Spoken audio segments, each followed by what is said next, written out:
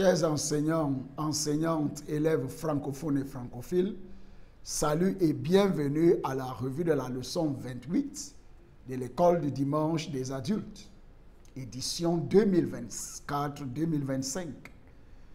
Nous vous remercions sincèrement pour l'écoute de toutes nos précédentes revues de l'école du dimanche des adultes de l'année en cours. Aidez-nous à toucher plus d'enseignants et d'élèves en cette nouvelle année 2024-2025 de l'école du dimanche de l'Église chrétienne rachetée de Dieu. Nous vous remercions très sincèrement. Aidez-nous à toucher plus d'enseignants aussi en cette nouvelle année. Aimez, abonnez-vous et partagez cette chaîne YouTube avec vos amis et frères. Bon et heureux mois de mars 2025. Que Dieu vous bénisse tous au nom de Jésus-Christ. Amen. Félicitations. Je suis votre hôte et frère, pasteur Paul Ézéchiel. En leçon 28, qui sera enseignée ce dimanche 9 mars 2025, notre thème d'étude est les couples chrétiens et la belle famille. Les couples chrétiens et la belle famille. Prions. Père, apprends-moi à vivre en paix avec mes beaux-parents. Père, apprends-moi à vivre en paix avec mes beaux-parents. Au nom de Jésus-Christ, nous avons prié. Amen. En connaissance préalable, l'enseignant doit permettre à son assistant de revoir la leçon de la semaine précédente sur l'intelligence artificielle et le christianisme. L'intelligence artificielle et le christianisme. En leçon d'aujourd'hui, en ouverture, et le passage biblique sera tiré du livre de Ruth, de 8 à 12. Ruth, de 8 à 12. La Bible dit: Boaz dit à Ruth, écoute ma fille, ne va pas glaner dans un autre champ, ne t'éloigne pas d'ici et reste avec mes servantes. Regarde où l'on moissonne dans le champ et va après elles. J'ai défendu à mes serviteurs de te toucher. Et quand tu auras soif, tu iras au vase et tu boiras de ce que les serviteurs auront puisé. Alors elle tomba sur sa face et se prosterna contre terre. Et elle lui dit: comment ai-je trouvé grâce à tes yeux pour que tu t'intéresses à moi qui suis une étrangère? Boaz lui répondit: on m'a rapporté tout ce que tu as fait pour ta belle-mère depuis la mort de ton mari, et comment tu as quitté ton père et ta mère et le pays de ta naissance pour aller vers un peuple que tu ne connaissais point auparavant. Que l'Éternel te rende ce que tu as fait et que ta récompense soit entière de la part de l'Éternel, le Dieu d'Israël, sous les ailes duquel tu es venu te réfugier. Amen, amen et amen. Un verset à mémoriser dans cette leçon, il sera tiré du livre d'Exode 18, 7. Exode 18, 7. La Bible dit: Moïse sortit au-devant de son beau-père, il se prosterna et il le baisa. Ils s'informèrent réciproquement de leur santé et ils entrèrent dans la tente de Moïse. Exode 17, 7. Exode 17, 7. Moïse sortit au-devant de son beau-père, il se prosterna et il le baisa. Ils s'informèrent réciproquement de leur santé et ils entrèrent dans la tente de Moïse. Exode 18, 7. En introduction dans cette leçon, les couples chrétiens sont censés vivre selon les préceptes de la parole. Par exemple, la Bible nous dit que l'homme doit quitter ses parents et s'attacher à sa femme. Genèse 2, 24. Genèse 2, 24. C'est pourquoi l'homme quittera son père et sa mère et s'attachera à sa femme. Et ils deviendront une seule chair. Cela montre que ligne doit être tracée entre les familles dont les partenaires sont issus et la nouvelle famille que le couple est en train de fonder. La Bible nous recommande également d'honorer nos parents. D'honorer nos parents. Éphésiens 6, 2 à 3. Éphésiens 6, 2 à 3. Honore ton père et ta mère. C'est le premier commandement avec une promesse, afin que tu sois heureux et que tu vives longtemps sur la terre. Par la grâce de Dieu, la Bible nous recommande également d'honorer nos parents et d'être bons envers tous les hommes, y compris nos beaux-parents. Les beaux-parents sont des personnes qui sont liées par le mariage et avec qui nous devons entretenir des relations empreintes de sagesse. Jacques 3, 17, Jacques 3, 17, la Bible dit: la sagesse d'en haut est premièrement pure, ensuite pacifique, modérée, conciliante, pleine de miséricorde et de bons fruits, exempte de duplicité, d'hypocrisie. Amen. Dans le cadre du journal de l'enseignant, les enseignants ne doivent pas enseigner ce bloc en rouge lors de la classe, mais ils doivent l'étudier en profondeur lors de la revue de l'école du dimanche des adultes, soit le jeudi, soit le vendredi, soit le samedi, selon le cas. Dans cette leçon, l'objectif est d'enseigner la relation idéale entre les couples et les beaux-parents. La relation idéale entre les couples et les beaux-parents. Dans le cadre de la méthode d'enseignement, nous allons utiliser la méthode d'enseignement magistral, mais cela ne veut pas dire que l'enseignant doit maîtriser ou monopoliser la parole lors de l'enseignement. Il doit aider la classe et les élèves à faire et à dire des choses qu'ils doivent faire lors de la classe pour qu'ils puissent retenir au moins 90% après 70 heures. Amen. Dans le cadre de la gestion du temps, l'enseignant doit appliquer le temps d'enseignement d'une leçon ayant deux grandes lignes. Et par la grâce de Dieu, dans cette leçon, nous avons deux grandes lignes. Première grande ligne, bâtir une relation cordiale. Bâtir une relation cordiale. Point A. Tirons des leçons de la relation de Ruth et avec sa belle-mère. Point 1. Elle l'a placé dans la position de sa mère biologique. Point 2. Nous devons traiter nos beaux-parents comme nos propres parents de sang. Point B. Dans leur relation avec la belle-mère, les couples chrétiens doivent donc faire ce qui suit. Point 1. Éviter les idées préconçues. Éviter les idées préconçues. N'ayez pas de préjugés à l'égard de votre belle famille. Faites preuve d'ouverture d'esprit dans vos relations avec eux. Romains 12, 10, Romains 12, 10, la Bible dit: par amour fraternel, soyez pleins d'affection les uns pour les autres, par honneur, usez de prévenance réciproque. Dans Romains 12, 16, la Bible dit: ayez les mêmes sentiments les uns envers les autres. N'aspirez pas à ce qui est élevé, mais laissez-vous attirer par ce qui est humble. Ne soyez point sages à vos propres yeux. Point 2. Refusez de vous comporter comme des étrangers.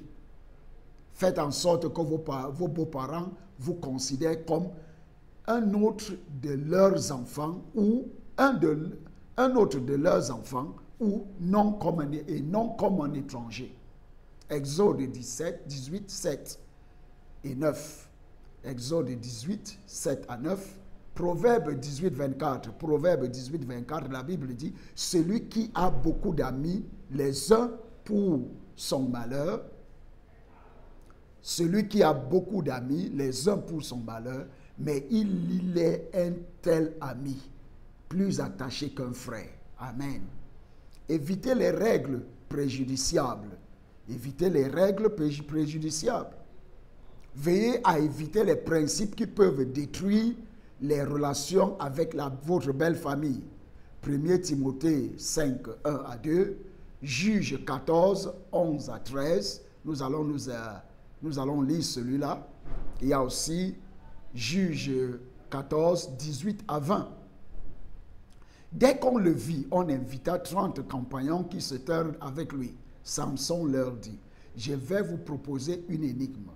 Si vous me l'expliquez pendant les 7 jours du festin, et si vous la découvrez, je vous donnerai 30 chemises et 30 vêtements de rechange. Mais si vous ne pouvez pas me l'expliquer, ce sera vous qui me donnerez 30 chemises et 30 vêtements de rechange. Il lui dit, propose ton énigme et nous l'écouterons. Amen. Vous pouvez lire le verset 18 à 20 par vous-même. Faites preuve, pour voir la conclusion de l'énigme, faites preuve de sagesse dans toutes les décisions relatives à votre belle famille, en particulier dans vos paroles. Somme 33, 13. Somme 34, 13, pardon. Somme 34, 13.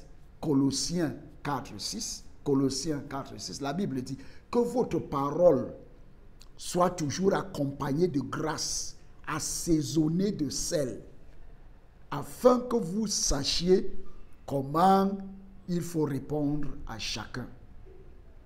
Point 4. Traitez vos beaux-parents comme des personnes importantes.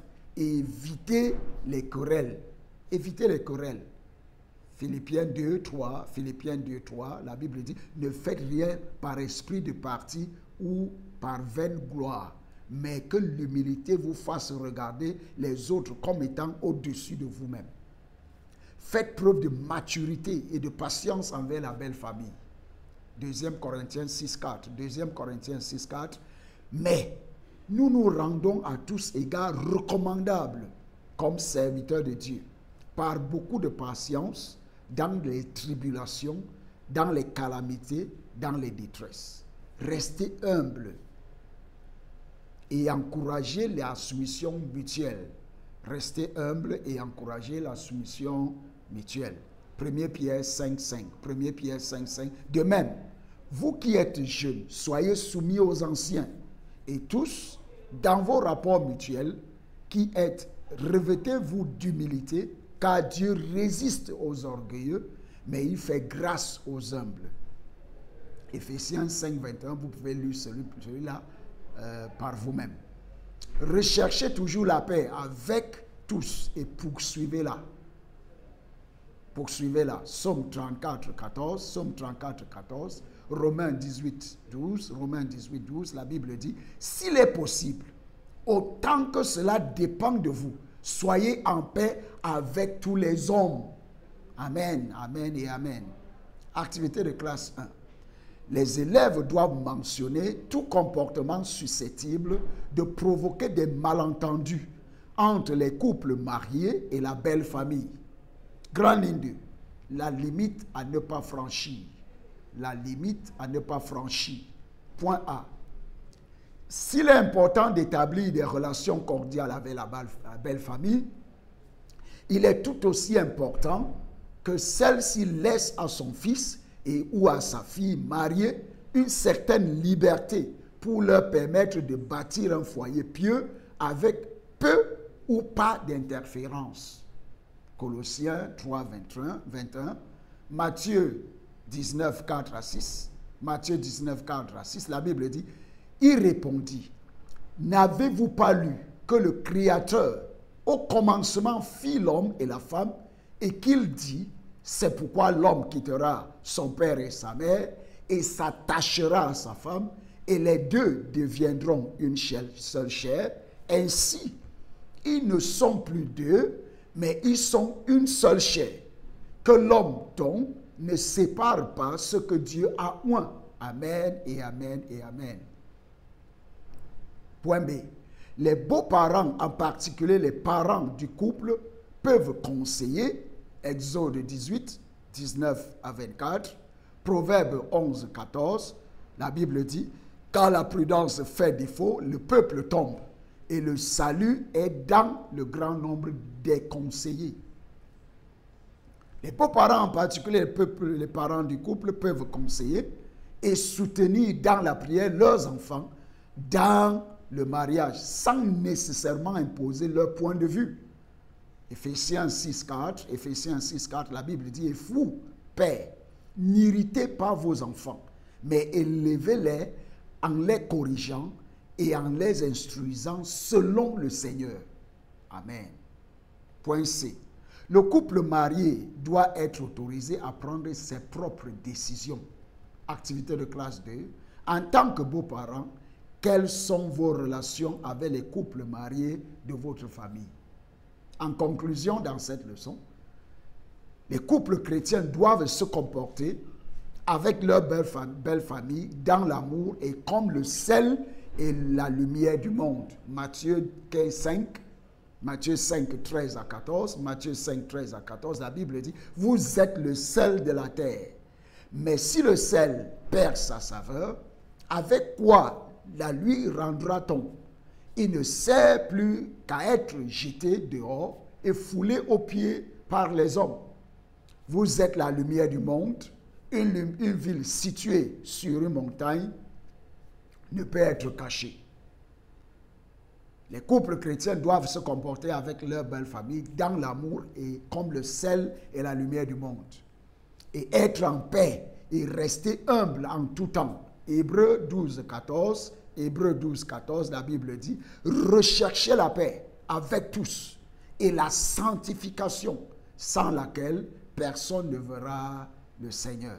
En évaluation, les élèves devraient mentionner 4 leçons, 4 façons dont les couples peuvent construire des relations cordiales avec les beaux-parents et les rôles que les beaux-parents devraient jouer dans le maintien de la ligne fine avec leur fils ou fille mariés.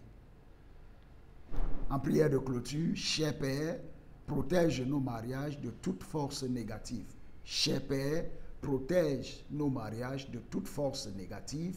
Au nom de Jésus-Christ, nous avons prié. Amen.